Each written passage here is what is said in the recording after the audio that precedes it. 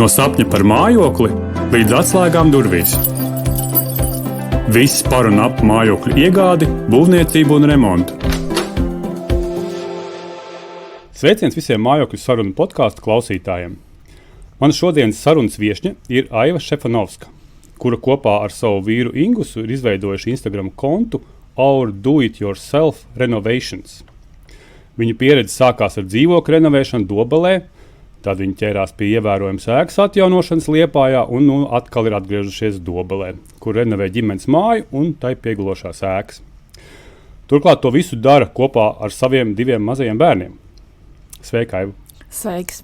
Droši vien, ka sākotnēji man tev ir jāpavaicā, kā jums tas viss iesākās, kāpēc jūs sākāt to darīt paši saviem spēkiem, un kā jūs izvēlēties savus objektus, vai tie bija jūsu, mājvietas, kuras bija nepieciešams veikt šo remontu, un tad tas viss vienkārši aizgāja automātiski, vai kā savādāk? Tātad viss sākās ar to, kad mēs vēlējāmies tikt pie savas ģimenes līgzdiņas, vēl bez bērniem, un mēs nodzīvājām diezgan ilgu laiku Rīgā, un sapratām, ka Rīga nebūs tā vieta, kur mēs vēlamies veidot ģimeni. Un pat es esmu no Dobeles, mans vīrs ir no Liepājas, un mana ģimene dzīvoja Dobelē, tad nolēmām, ka mūsu pirmais īpašums varētu būt Dobelē, jo arī manam vīram bija iespēja šeit strādāt, un tā kā es biju ieguvusi izglītību jau, un arī es varēju sākt domāt, kuras varētu nobāzēties, tad jā, mēs tieši izlēmām par mazpilsētu, un, protams, tas arī viss ir saistīts ar finansēm, jo, ja Rīgā īpašums maksāja kāds 3 reizes dārgāk, tad mazpilsētā tas bija lētāk krietni.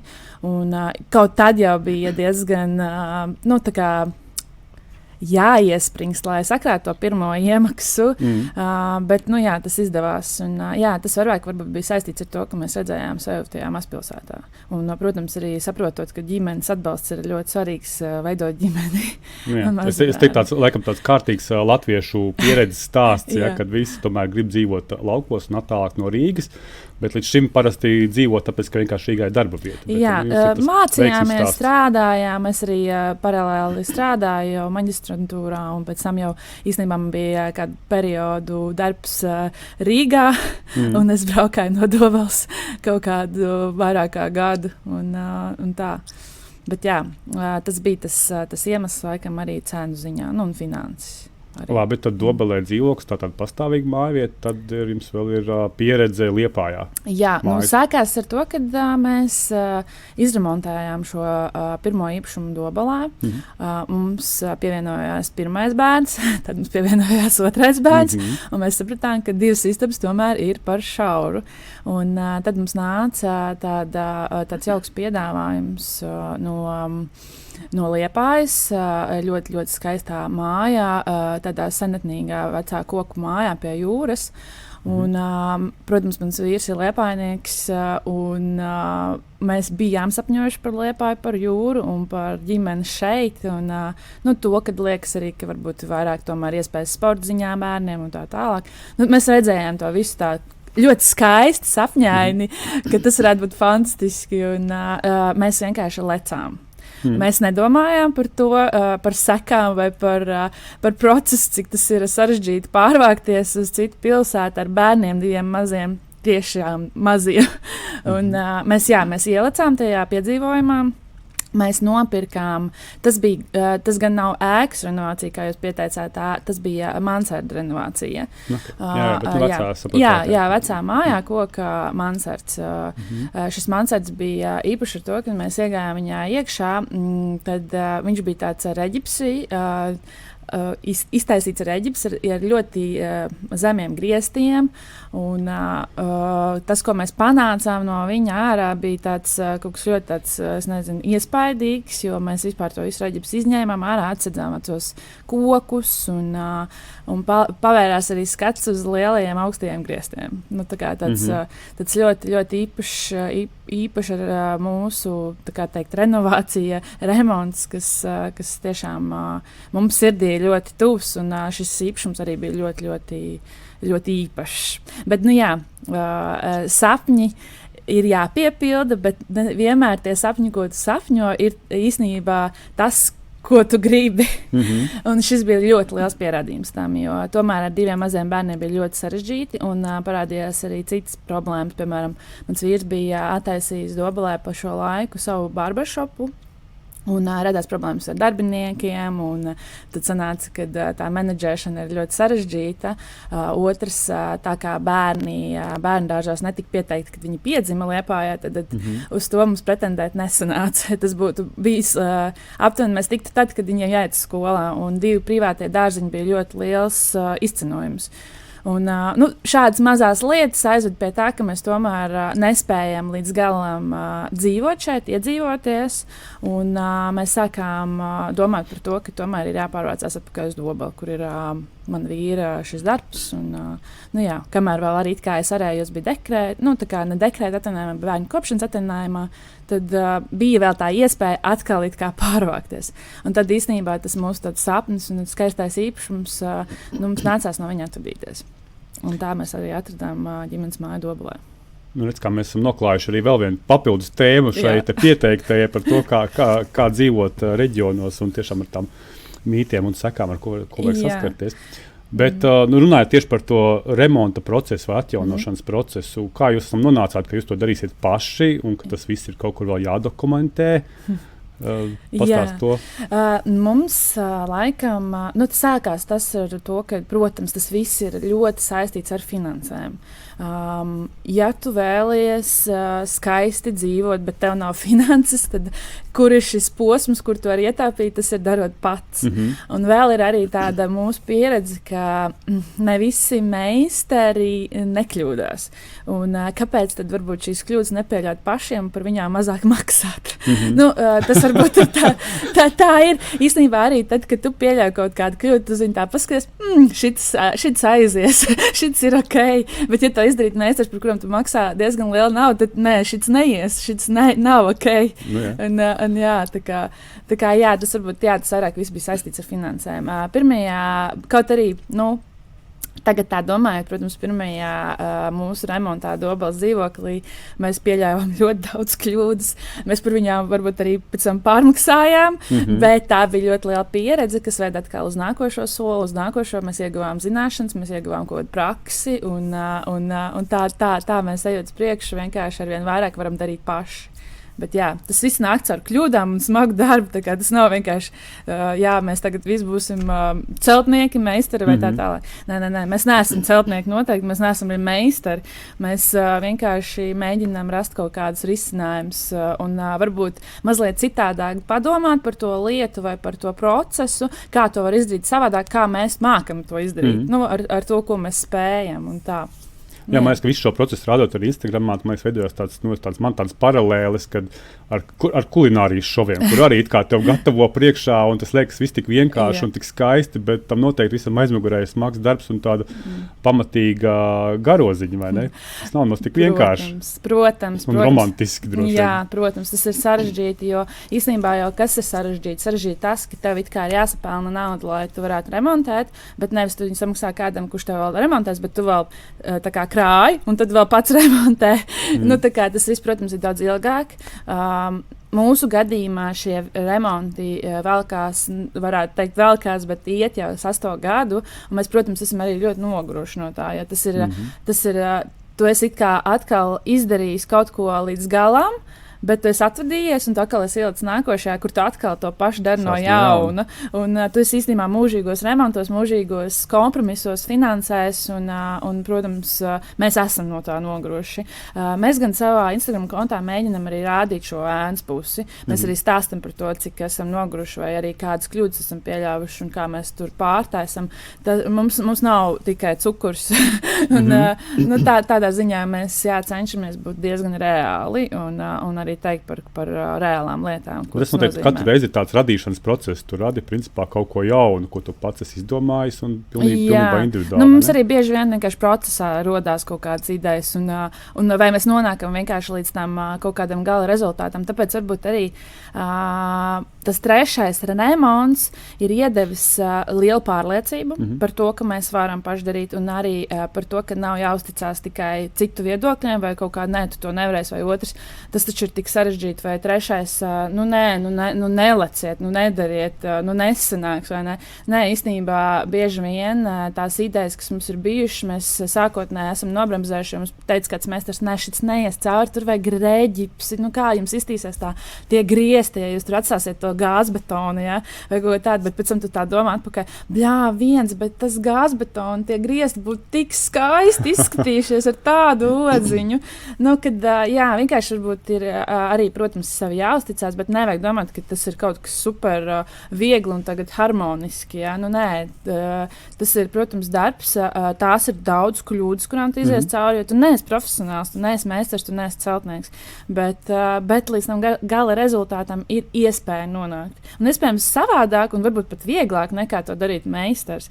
Vai arī diezgan grūti, tu to esi panācis ejot kaut kādas apkārt ceļus, bet gala rezultāts tāpat ir. Viennozīmīgi meistars noteikti domā, kā to izdarīt praktiski, visefektīvāk un visvienkāršāk. Arī funkcionāli. Es teiktu, arī viņi noteikti to mēģina darīt pareizi, kā tas ir grāmatā, kā tas ir mācīts, kā tas ir, lai tas būtu ilgspējīgi, varbūt, vai es nezinu.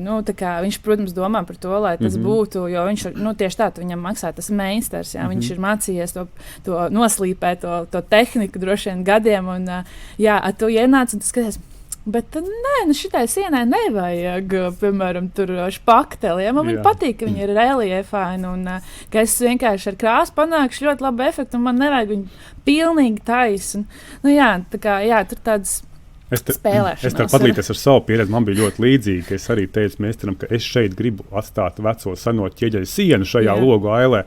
Un kur viņš man pasaka, nē, tas absolūti neder, un šādi vispār tas kas saka, es tev netaisīšu. Tad, kad es vienkārši vienu vakaru šo sienu atdauzīju nost visu apmetumu, un tad viņš saprata, ka nekam nebūs citu variantu, ka es nopietni pie to nolēmis izdarīt. Tad viņš labi, es uztaisīšu. Un pēc tam pats viņš bija īstenībā ļoti pārsteigts, cik labi sanāca un cik tas labi izskatījās. Mums ir ļoti līdzīga pieredze ar meistariem bijuši, kur arī nē, un tad tomēr, labi, es palīdzēšu, ja, bet un beigās, ļoti labs rezultāts. Mums bija ļoti smieklīgs kurjos ar to Dobels pirmo dzīvokli. Mēs arī attīrījām ķieģeli vannas istabā un apstrādājām viņu arī ar mitramu izturīju krāsu. Un mans vecais tēvs ienāca, viņš tāds paskatās. Jūs to ķieģeli tiešām atstāsiet. Kāpēc? Kāds aptuveni izskatās, bet mums vienkārši par to ķieģeli tik ļoti sajūsmā bijām un ļoti labi izskatījās. Jā, bet tā jau pastāst nedaudz vairāk par to, kur jūs šim te visam smeļaties iedvesmu, no kurienes veidojas šī izpratne, kā tai sienai jābūt ir un kas šeit ir jādara, vai tā ir tikai no pieredzes, vai tas ir kaut kāds arī interneta resursu palīgs varbūt? Jā, pilnīgi taisnība. Ir interneta resursi, protams, pirmām kārtām. Protams, es šobrīd jau vairāk saredzu tās lietas, jo ir jau kaut kāda pieredze, bet mana mīļākā vieta, protams, ir Pinterest.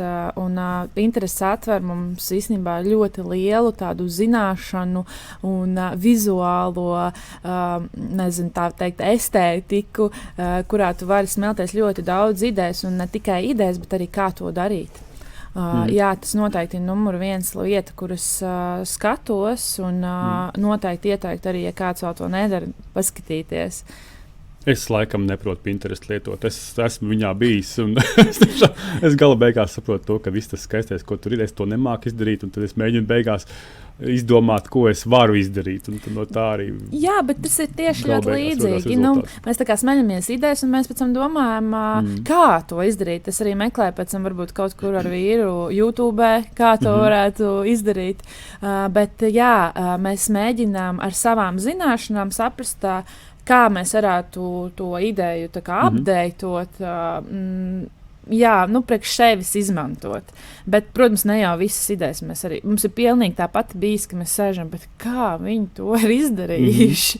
Kur dabūt to materiālu, tieši to konkrēto? Jā. Skaisto. Jā.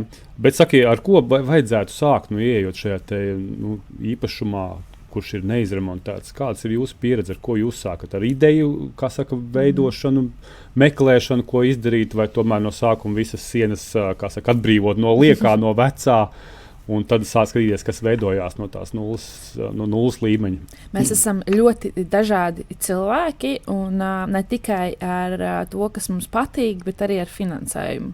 Tādēļ, protams, būtu jāsaprot, kāds ir budžets.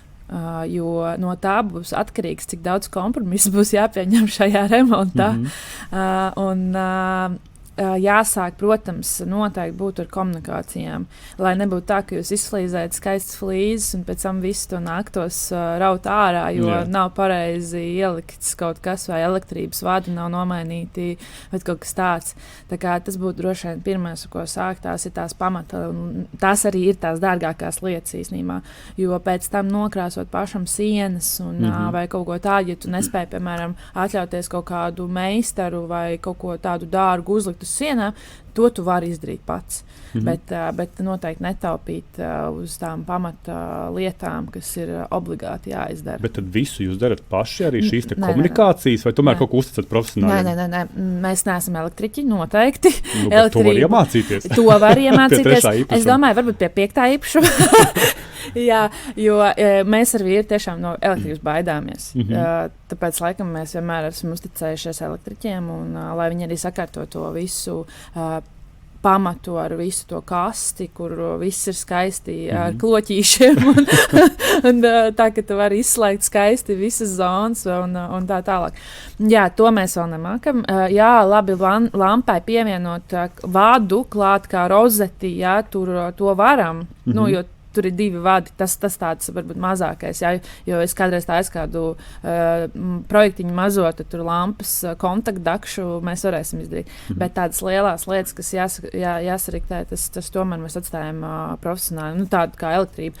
Arī santehniķi, piemēram, šobrīd mūsu ģimenes mājai bija ārējie pievadi jāsakārto un nosēda akas pludoja un protams, mēs to atstājam profesionāļiem, lai viņi sakārto šīs lietas, jo, kaut ko mēs varam izdarīt, kā izrakt tranšeju, ja, vai kaut ko tādu, bet tos pievadus pareizi, lai mums viss tur strādātu, to man atstājam profesionāli ziņā. Jā. Bet arī pārējās lietas, un nezinu, tur pats špaktelēšana, flīzēšana, krāsošana, tas taču tomēr ir kaut kur jāiemācās. Jūs taču neesat ar celtniecības izglītību. Jā, tā ir pilnīgi taisnība. Ir lietas, ko mēs mācāmies procesā, un no savām kļūdām.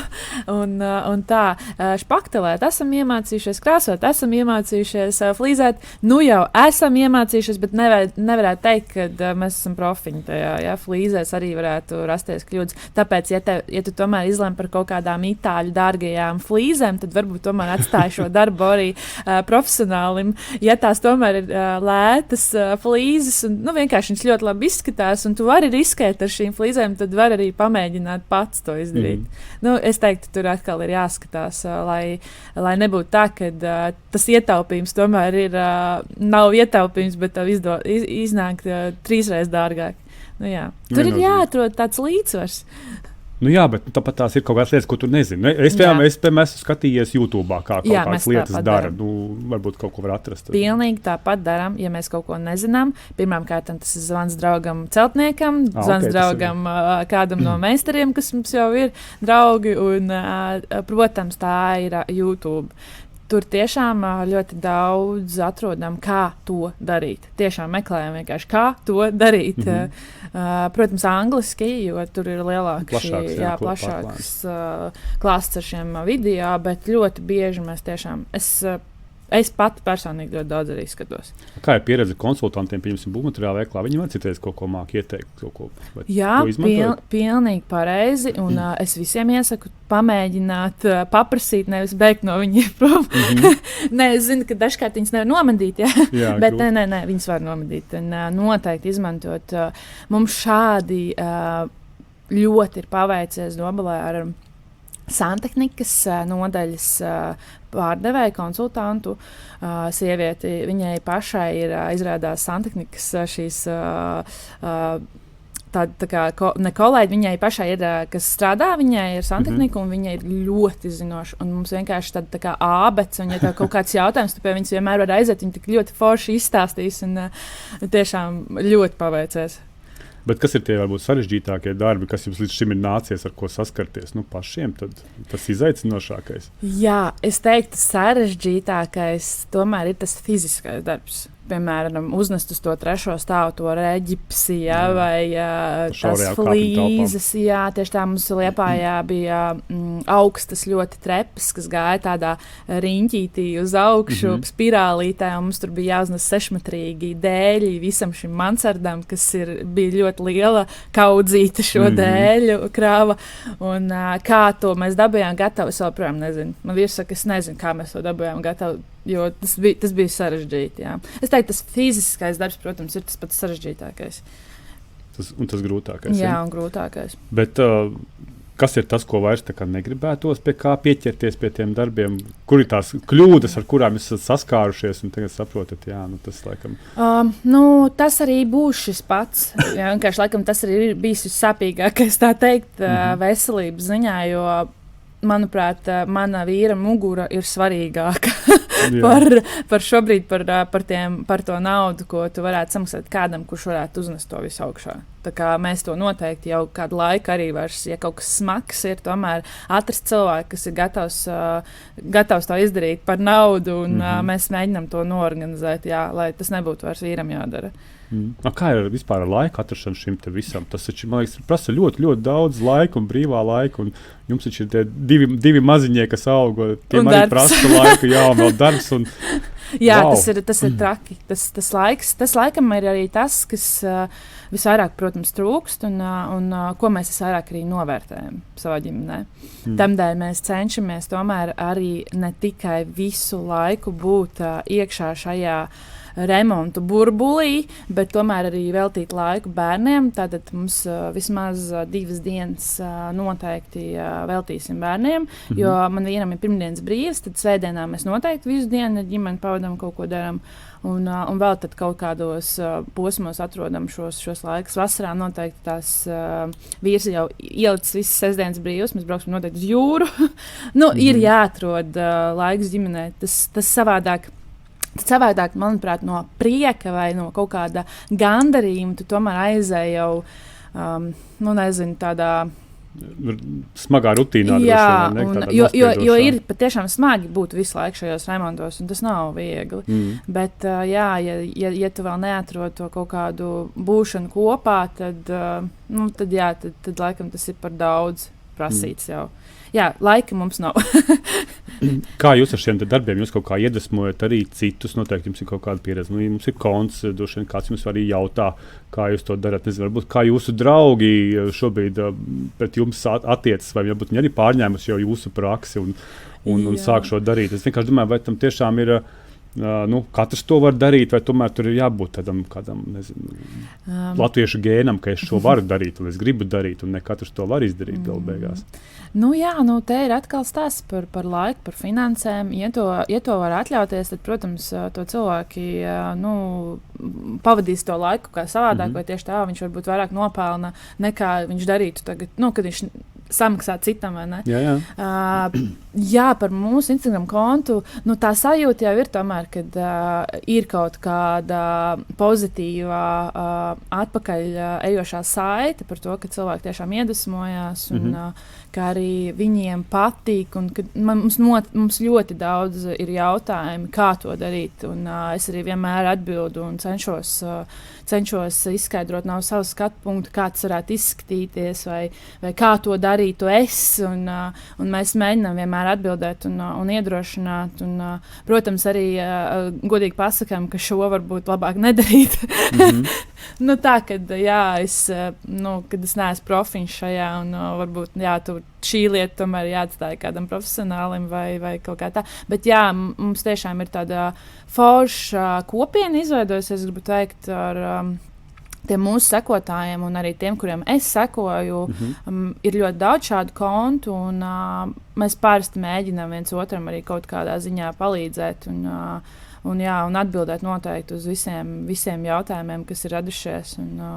Es ļoti cenšos arī katrā savā ierakstā, kurš kaut ko dara, sīk izskaidrot to, jo es ļoti daudz arī storijos rādu un tieši detaļās, kā es to daru.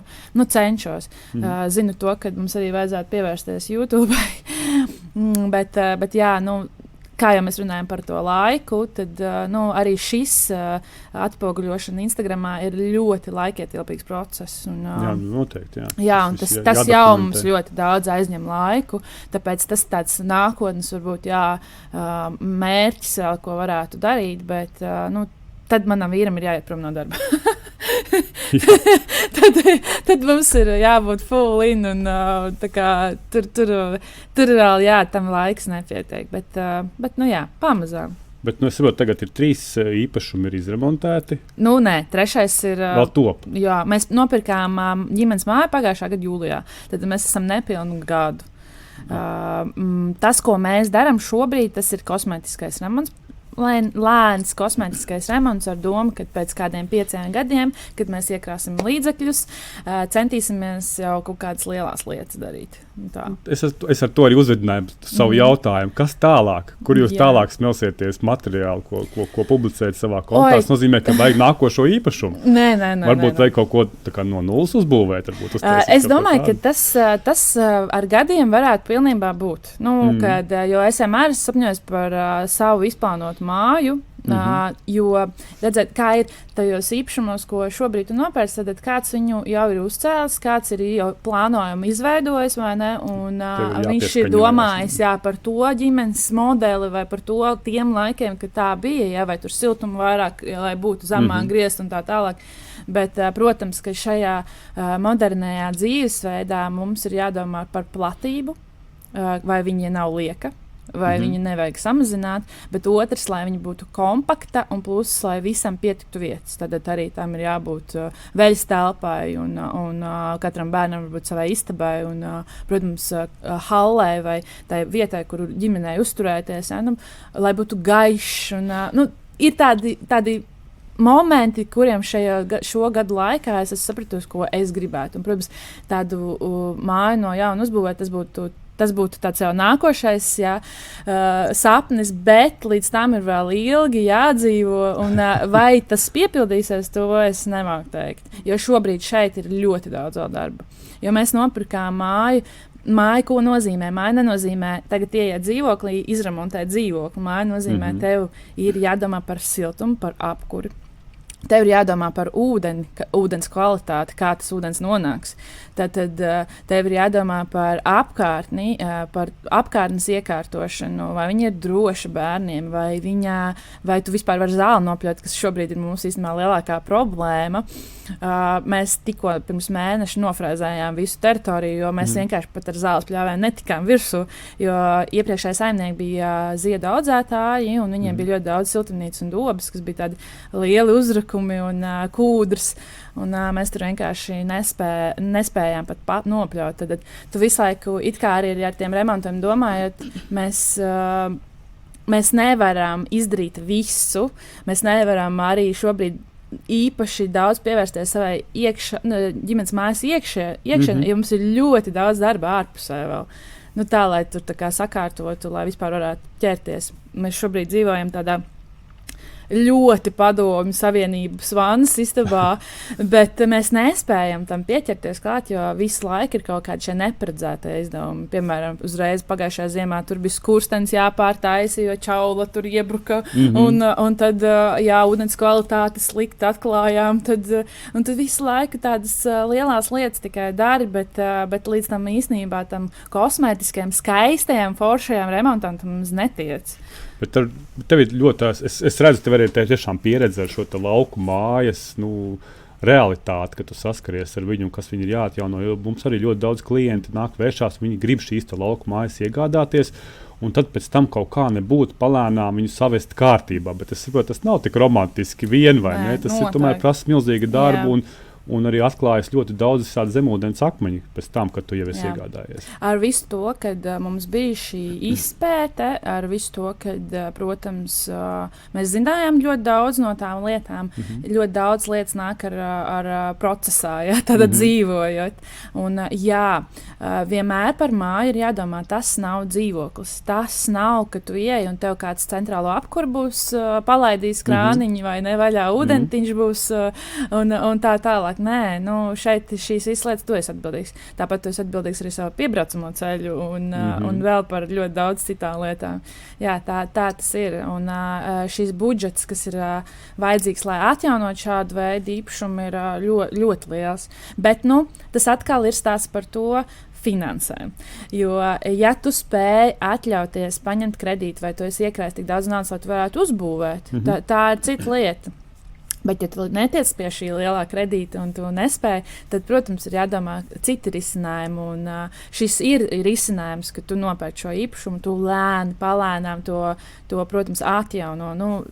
Nevar teikt, ka visi ir spējīgi uzbūvēt jaunas mājas. Tā nav. Ne visiem šo finansējumu arī dod. Tāpēc, vienīgais, kas ir jādomā, kad būs ļoti daudz zemūdens akmeņu. Tad nevajag domāt, kad nebūs neparedzētie izdevumi. Tādi būs un daudz. Jā, tas ir ļoti labs novēlējums, man liekas, arī visiem mūsu klausītājiem, kas domā šobrīd par savus lauku mājas. Būt reāliem. Būt reāliem. Protams, es gribētu teikt, ka mēs esam tādi sapņotāji, un mēs īstenībā, ja mēs nelektu, un tad domāt, mēs droši vien šeit nebūtu.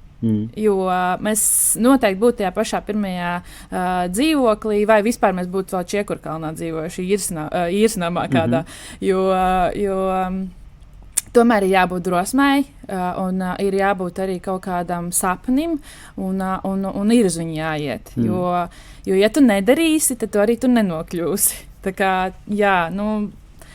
Bet ir jāņem vērā, ka būs arī bet ir jābūt gataviem. Darba ir jābūt gataviem, kad tas nav viegli. Un tas prasa enerģiju, un tas prasa tavu ģimenes budžetu, kur tu varbūt varētu iztērēt kādā ceļojumā. Aili, teikšu tev lielu paldies par mūsu sarunu, un man liekas, ka tu ļoti labi arī nobeidzi šo mūsu interviju ar šiem iedvesmas vārdiem arī mūsu klausītājiem. Un varētu teikt tādiem ieteikumiem pat mūsu klausītājiem. Tā kā man tik atliek novēlēt tev, lai jums izdodas atjaunot šo esošo māju, un tad jau mēs nepacietīgi skatīsimies, kas būs tālāk, jo man tiešām interesē, kas būs tālāk, un es domāju, ka jūs pie tā neapstāsieties. Jums noteikti būs kaut kāda garšiņa, kas pietrūks tajā brīdī, kad viss būs pabeigts. Es vēl neredzu to beigu skatu, bet aptuveni mēs zinām, kā tam būtu jāizskatās. Protams, liels paldies par novēlējumu. Mēs īstenībā nopērkot šo māju, mēs nopirkām arī tās būves, kas ir apkārt, un viena no tām būvēm ir viesnams, ko mēs arī šobrīd atjaunojam. Skaidrs, tas būs nākamais. Mēs noteikti nemākam apstāties, un paldies par novēlējumu. Noteikti ņemsim vērā. Sekosim līdzi tam Instagram kontam, vēlreiz atkārtošu, tas ir Our Do It Yourself Renovations, un tiešām būs ļoti interesanti pavērāt, kā jums iesās. Paldies, un klausītāji, paldies jums, ka klausījāties, un tiekamies mūsu nākamajās mājokļu sarunu epizodēs. Visu labu!